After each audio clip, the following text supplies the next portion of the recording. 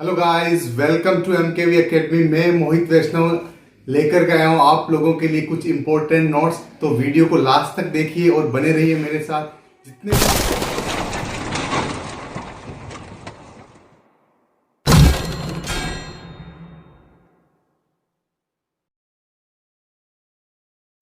Hello guys, आज है संविधान का भाग 5 यानी संघ सरकार। इसमें अनुच्छेद 52 से लेकर के अनुच्छेद 151 है, जो कार्यपालिका, व्यवस्थापिका, न्यायपालिका और CAG यानी नियंत्रक व महालेखा परीक्षक में बटे हुए हैं।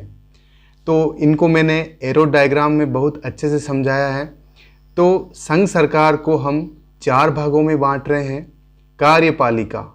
कार्यपालिका में राष्ट्रपति, उपराष्ट्रपति, महान्यायवादी व मंत्री परिषद को शामिल किया गया है। वहीं व्यवस्थापिका में संसद आती है और संसद के 2 सदन हैं, राज्यसभा और लोकसभा। न्यायपालिका तो इसमें सुप्रीम कोर्ट, सर्वोच्च न्यायालय है और चौथे स्तंभ पर है CAG नियंत्रक व महालेखा परीक्षक।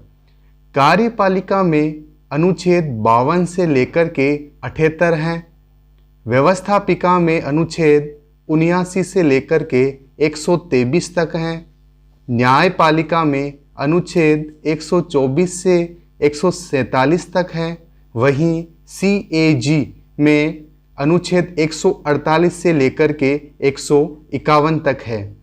तो अब हम इन सभी अनुच्छेदों का डिटेल से एनालिसिस करेंगे और इनको बहुत ही अच्छे से समझने की कोशिश करेंगे। तो हम पहले कार्यपालिका का अध्ययन करेंगे और कार्यपालिका में भी हम राष्ट्रपति से संबंधित जितने भी अनुच्छेद हैं उनको अच्छे से समझेंगे। तो गाइस, शुरुआत करते हैं कार्यपालिका में राष्ट्रपति से। तो अनुच्छेद 52 में ये उल्लेखित है कि भारत का एक राष्ट्रपति होगा।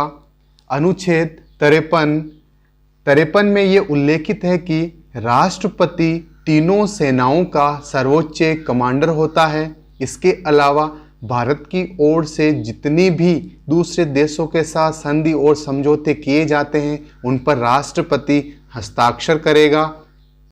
अनुच्छेद 54 इसमें राष्ट्रपति के निर्वाचक मंडल का उल्लेख है, जिसमें संसद के सभी निर्वाचित सदस्य, 29 राज्यों की विधानसभाओं के सभी निर्वाचित सदस्य, दिल्ली व पुडुचेरी की विधानसभाओं के सभी निर्वाचित सदस्य भाग लेते हैं।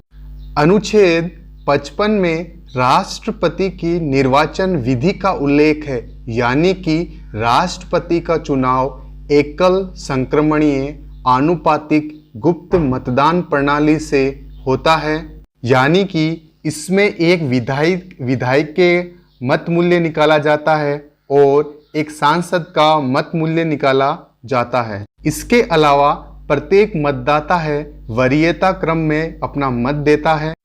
अनुच्छेद 56 इसमें राष्ट्रपति के कार्यकाल का उल्लेख है।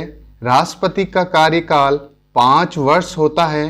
यदि निर्धारित समय से पूर्व ये पद रिक्त हो जाए तो 6 माह के अंदर वापस नए चुनाव करवाने होते हैं।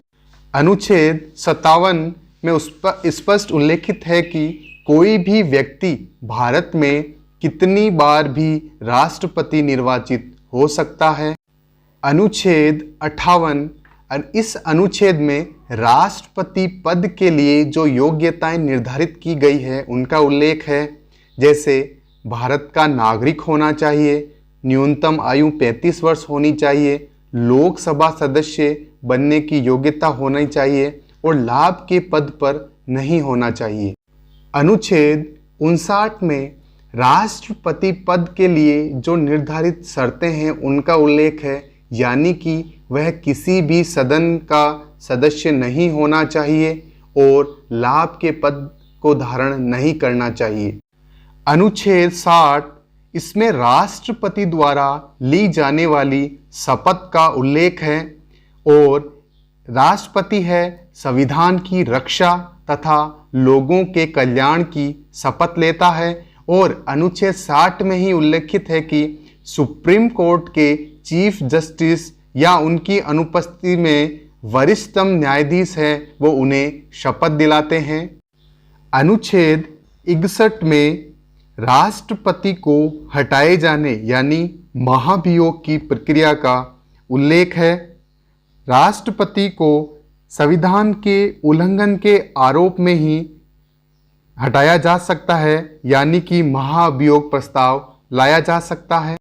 अनुच्छेद 62 इसमें उल्लेखित है कि राष्ट्रपति के उत्तराधिकार के संदर्भ में संसद को कानून बनाने का अधिकार है, यानी कि किन्हीं कारणों से राष्ट्रपति पद रिक्त हो जाए या राष्ट्रपति का पद पर रहते हुए निधन हो जाए तो उससे संबंधित कानून है वो संसद बना सकती है। वह निर्धारित व्यक्ति को कार्यवाहक राष्ट्रपति भी बनाया जा सकता है। तो ये थे राष्ट्रपति से संबंधित अनुच्छेद।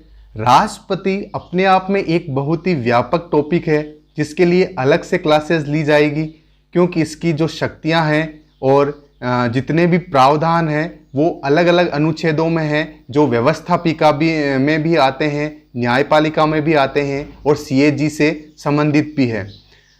तो अब कार्यपालिका में हम बात करेंगे उपराष्ट्रपति और उससे संबंधित अनुच्छेद। अनुच्छेद 63 में उल्लेखित है कि भारत का एक उपराष्ट्रपति होगा। अनुच्छेद 64 में ये उल्लेखित है कि उपराष्ट्रपति राज्यसभा का पदेन सभापति होगा। अनुच्छेद 65 इसमें उल्लेखित है कि यदि राष्ट्रपति का पद किन्हीं कारणों से रिक्त हो जाए तो उपराष्ट्रपति है वो कार्यवाहक राष्ट्रपति के रूप में कार्य करेगा। अनुच्छेद 66 में उपराष्ट्रपति की योग्यताओं का उल्लेख है, यानी कि वह भारत का नागरिक हो, न्यूनतम आयु 35 वर्ष हो, राज्यसभा सदस्य बनने की योग्यता रखता हो और लाभ के पद पर ना हो। अनुच्छेद 67 यानी 67 में उपराष्ट्रपति के कार्यकाल का उल्लेख है जो 5 वर्ष होता है। इसी में यह भी कहा गया है कि यदि समय से पूर्व उपराष्ट्रपति का पद रिक्त हो जाए तो नए चुनाव शीघ्र ही करवाए जाएंगे। अनुच्छेद 68 इसमें उल्लेखित है कि किन्हीं कारणों से उपराष्ट्रपति पद यदि रिक्त हो जाए तो उसके स्थान पर कार्यवाहक उपराष्ट्रपति का प्रावधान है या निर्धारित व्यक्ति को निर्वाचित करने का प्रावधान इसमें किया गया है। अनुच्छेद 69 में उपराष्ट्रपति द्वारा ली जाने वाली शपथ का उल्लेख है और उपराष्ट्रपति संविधान के प्रति निष्ठा की शपथ लेते हैं। अनुच्छेद 70 किसी भी प्रकार की इमरजेंसी या आकस्मिकता में राष्ट्रपति के जो कार्य हैं उनके निर्वहन की बात करता है। अनुच्छेद 71 में स्पष्ट उल्लेखित है कि राष्ट्रपति या उपराष्ट्रपति के निर्वाचन से संबंधित किसी प्रकार का विवाद हो तो उसका निपटारा केवल और केवल सुप्रीम कोर्ट ही करेगा। अनुच्छेद 72 में ये उल्लेखित है कि राष्ट्रपति को क्षमादान की शक्ति प्राप्त है। राष्ट्रपति किसी भी व्यक्ति की सजा को पूर्णतया माफ कर सकते हैं, उस सजा को कम कर सकते हैं, उस सजा को स्थगित कर सकते हैं अथवा उसकी प्रकृति बदल सकते हैं।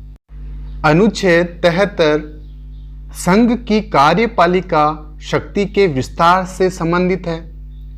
तो गाइज, हमने आज राष्ट्रपति तथा उपराष्ट्रपति से संबंधित जितने भी अनुच्छेद थे उनको अच्छे से समझा है और मैं ये उम्मीद करता हूँ कि ये वीडियो आपके लिए काफ़ी उपयोगी रहेगा।